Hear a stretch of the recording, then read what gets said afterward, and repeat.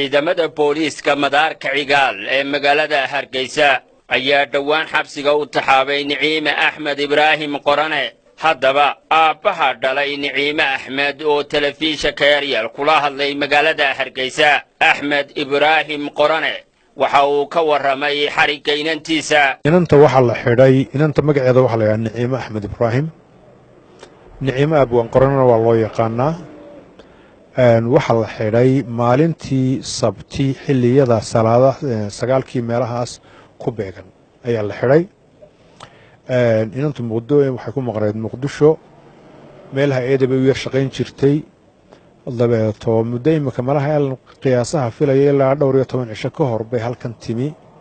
sababta uu timina waxay ahayd aniga xanuunsanayay oo doonay inaan qalliin galo dabeeto ilaa qalliinkaaga ka maqnaan maayaa bay tiri. anigu waxaan jeclaa inay iska joogto waayo war horaa jiray oo aanan hubin oo la odhanayo beri bay TV-ga iyo Soomaali weyn uga ololeysay xaggaas dabeeto taasaa lagu eedeynayaa. sidaa darteed anigu waxaan iska joog laakiin ma aqbalin. almuhim way timi markii ay timina wax dhibi ma gaadhin oo ciidamo qaban laakiin markay noqonaysay ayaa aniga oo dareenkaasi igu yar jiro telefoonkeedii dhowr goor garaacay. kolkii hore way iga qabanaysay markii dambe xilli dambe oo sagaalkii ku dhowaan nin askari iga qabtay telefoonkeedii dabeetana wuxuu igu yidhi inantii way xidhan tahay. yaa xidhay baan idhi. wuxuu yidhi qolo sirdoonka gobolka la yidhaahdo baa xidhay. hadda waxay ku xidhan tahay saldhigga madaarka. tagsi baan qaatay waa tegey ninkii ila soo hadlay baan la hadlay ficlan ninka waan isgaranaynay. marka dabeed shandadaheedii iyo alaabteedii buu ii keenay.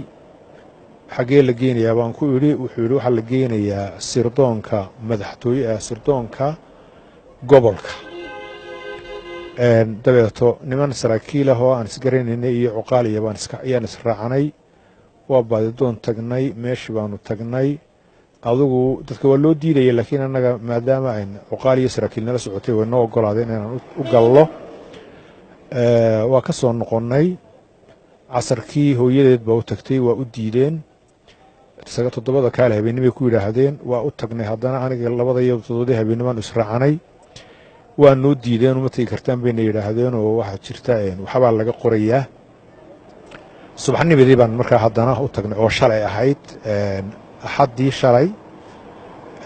axaddii markaa waa noo ogolaaday inaan u tagno oo xaaladeeda waan soo eegnay. waxay nagu yidhahdeen marka annaga halkan way nooga dhammaatay arrintii waxaa loo gudbinayaa CID-da. maxaa lagu haystaa baanu nidhi. waxay nagu yidhaahdeen waxay 2 qodob baanu ku haysanaayoo aaminsanaan Soomaali weyn ay aaminsan tahay. qodobka labaadna waxay yidhaahdeen Facebook-ga ayay wax ku qortay laakiin iyadu waxay tahay anuu maan qorin. dad baa iga been abuurtay doonaya inay wanjalaan wasay nagu tidhi. dabeeto shalayto casarkii ayaa loo soo wareejiyey saldhigga dhexe. hadda saldhigga dhexe ayay ku jirtaa. marka saaka waxaan yidhahdeen maxkamaddaanu geynaynaa. maxkamaddii markaa garsoorihii baanu weynay. saasaanu kaga nimi. saasaanay hadda ugu jirtaa jeelka. adigu abwaanna waa tahay oday weyn oo dee Somalilandna waa tahay waa og tahay Soomaaliya iyo Somaliland halka xaaladahoodu ay kala taagan yihiin. inantaada lama socon miya muuqaalaa jira ay ku hadlayso oo ay leedahay mabda Soomaaliya aamsanahay arrimaha lama socotid miya. waan la socdaa umana haysto inay Soomaali weyn dambi tahay. Somaliland mabdaeeda waad og tahay in qaran madax bannaan iyo arrinkeedu uu yahay. maxaad arigu tahay iskaga dhatiray. waxa weeyaan madax bannaanida de waa la sheegaa laakiin qofka khasab kuma aha waxa dadku qoysku ka dhashay aaminsan yihiin inuu isna aaminaa sharti maaha khasabna maaha. qofka Somaliland yiraahdo anigu dhibna kuma hayo laakiin mabda'aygu waa Soomaali weyn dee diintii kama bixin. laakiin waxa weeyaan dee marka waxa la dhoobdhoobayo aniga sacabka ii garaac waxaan jeclayna jeclow waxaan nacabahayna nabcow wax aqliga bini'aadamka qaadan kara ma adduunkana kama jirto.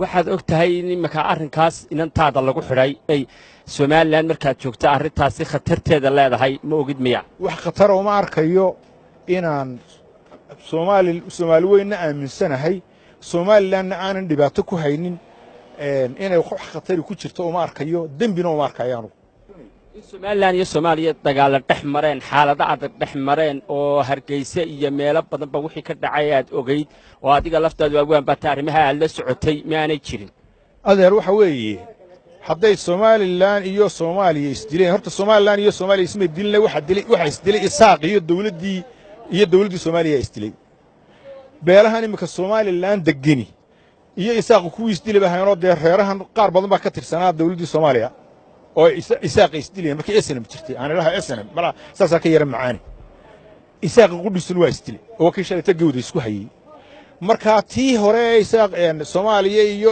snm isdilayna waa dembi tii halkan ka dhacdayna dembi maaha taasanu qalad baanu arkaa waxaan arkaa dagaal inuu dagaal yahay midda kale walaalnimadu kuma go'ayso haddaynu maanta isdillo ilmo nebi aadanoo laba ah ayaa isdilay meydkii walaalkii haddana wuu tuuri karay oo degtuu ku siin jiray ilaa ilaahay tuka uu soo diray oo tuka kaloo ka dhintay isagoo aasaya markaa walaalnimadu ma go'ayso dagaal laba reeroo isdilay markaa ama laba ururoo isdilay ama laba maamuloo isdilay ama laba dawladoo isdilay walaalnimadu kuma burburto walaalnimadu way jiraysaa xarigga inantaada khalad miyaad khalad baanu arkaa haa khalad baanu arkaayo mabda'a qofka laguma xidhi karo dembigana kuma qabo haddii uu qofku ficil kale sameeyo haa hadday ficil kale samaysay oo qowl iyo ficil ay midun samaysay waa dembi